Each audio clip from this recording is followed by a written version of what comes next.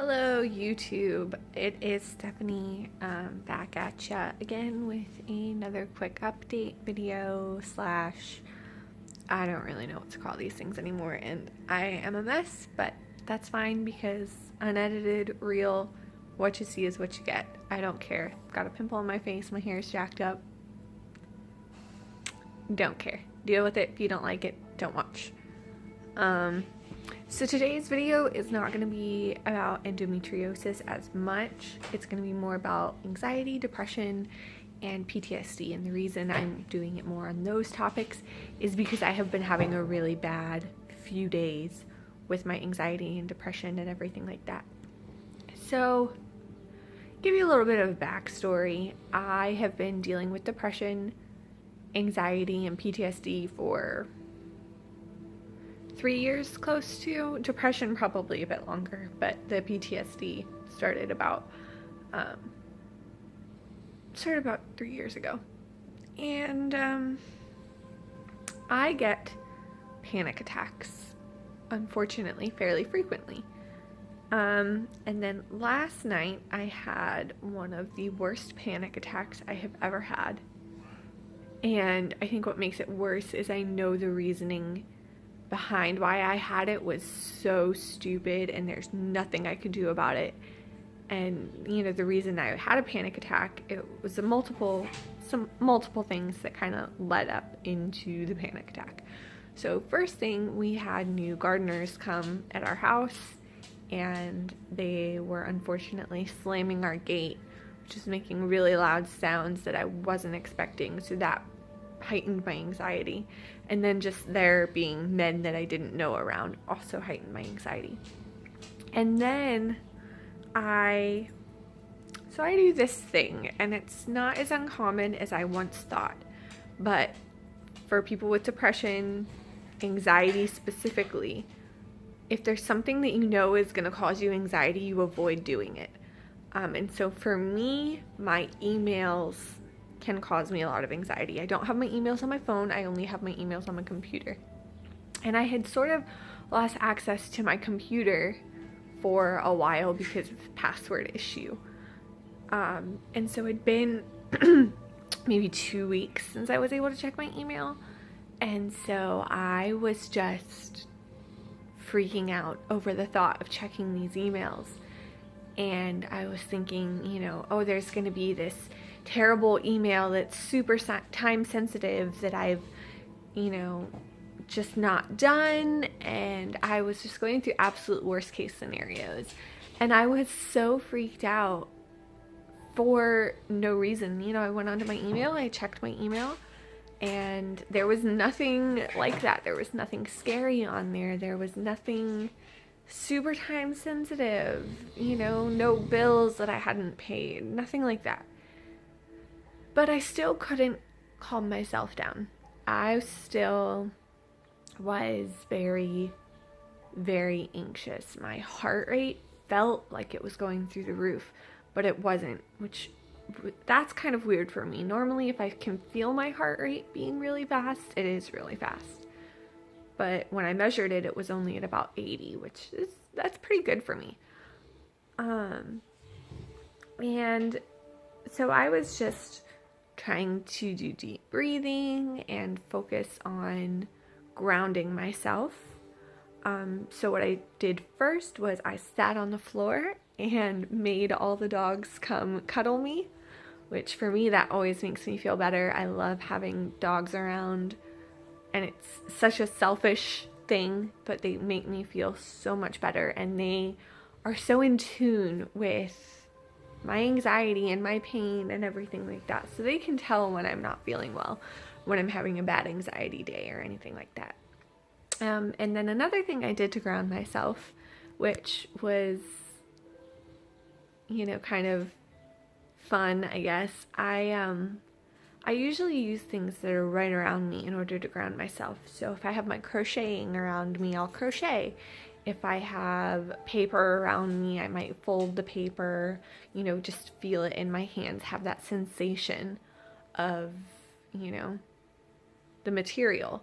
But last night I was sitting by my computer and I had all of my medicine bottles just sitting there because I had just taken, my nighttime meds because I wanted to go to bed as soon as possible so that I could just sleep through the anxiety. And I decided to make a pyramid out of my prescription bottles, which I did successfully. I was very, very proud of myself. I took a picture, put it on Instagram. If you want to see it, Stephanie Puds. I'll link my Instagram below, but there's not really that many people who watch these. And if you do, you're probably from my Instagram or Facebook, so you already have my Instagram.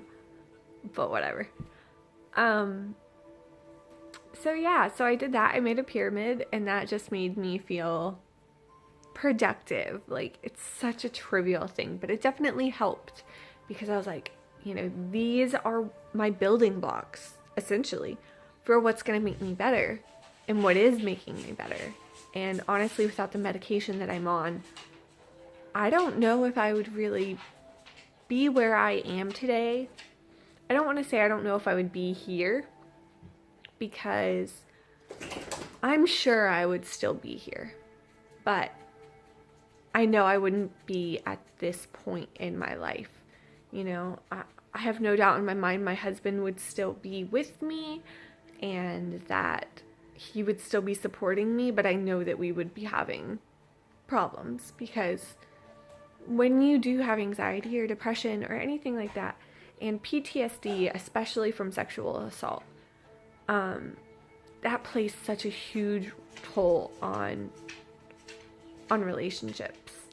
And, he suffers through it just as much as I do, because there are certain days where I just can't get out of bed. I don't want to be touched.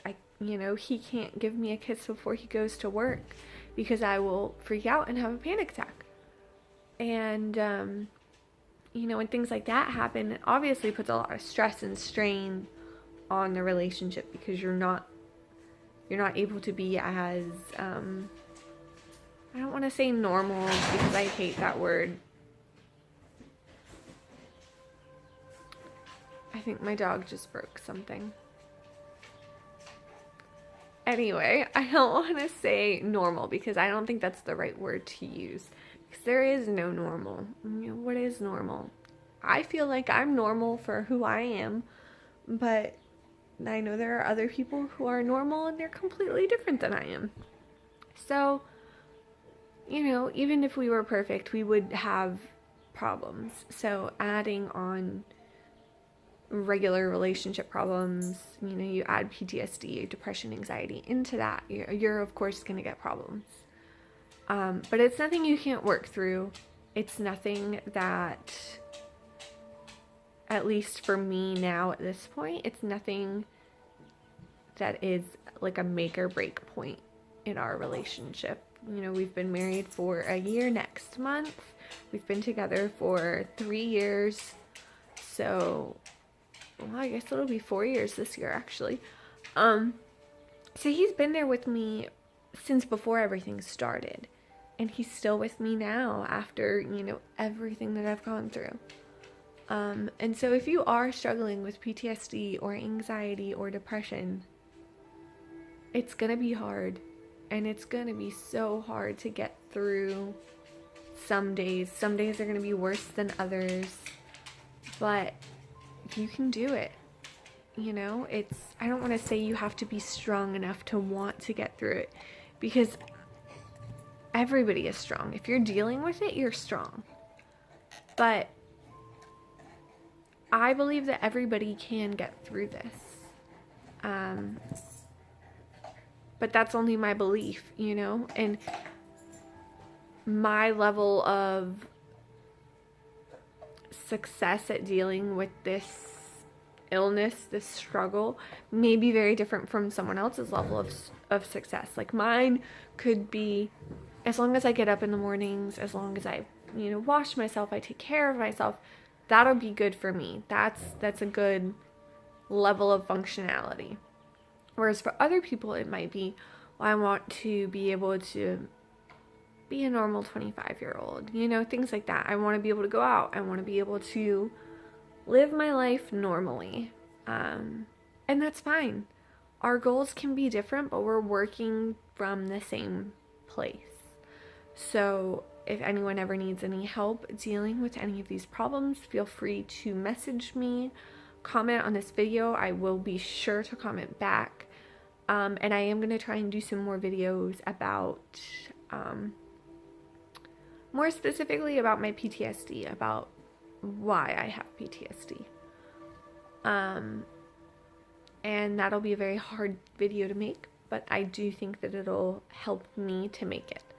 So on that note, I am going to say goodbye to you lovely people, and I hope you are having a happy and pain-free day. And until next time, bye.